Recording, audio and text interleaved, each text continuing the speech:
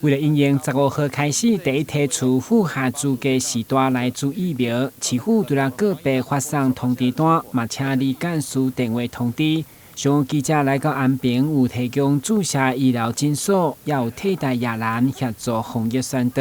而且因为长辈拢有加小陪同，所以公所嘛事先要求诊所针对预约长辈一定要实施分时分流，避免伤侪人聚集。看来第一天状况良好。今天是公费疫苗接种首日我们安平区公所跟卫生所已经做事前的安排跟各个的地方的接种诊所都有协调好使接种的长者能够分流分时段来接种避免群聚的现象产生。到目前为止，目前接种的情形都非常的顺利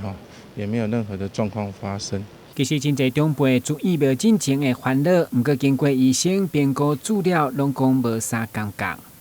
拜六那个科医师我因为我拢互伊看，有变家庭医师，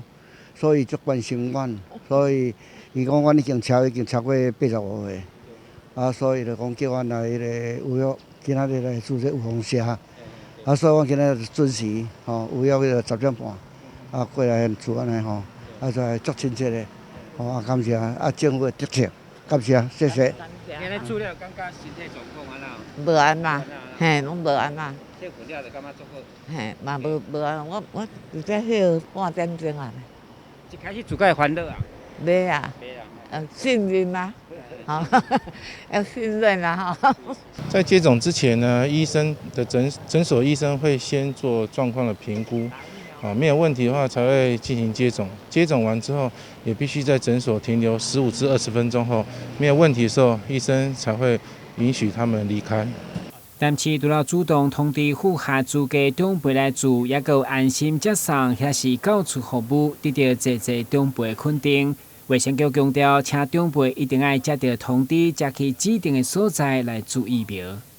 这一次因为要服务我们85岁以上的长者，所以其实我们这一次都是用造册来施打。那有一些我们的长者还是习惯以前流感的施打模式，会跑到医院去说，会跑到诊所去说，我就是要预约施打，为什么不让我预约呢？这一点再跟我们长者抱歉了因为这一次为了避免造成长者的移动的不便那的担忧，请所有的长者85岁以上长者接到通知到指定的地点去施打，请不要自己跑到诊所、跑到医院去登记、去预约，这样会造成您的不便，也会造成很多的群聚。85岁以上的通通打得到，但是要分顺序。那我们会把在机构内的这的住民因为他们的身体状况比较不好，行动比较不便，会先施打，然后85岁以上健康的人施打，然后75岁以上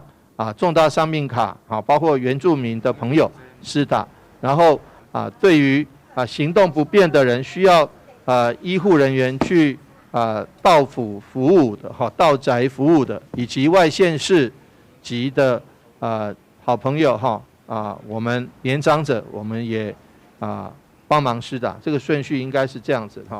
市表示，目前全市已经开设30间卫生所、107间诊所、加13间病院，总共有150个注疫苗地点。估计第一天全市地当注8000人。台新闻军及何乔邦采访报道。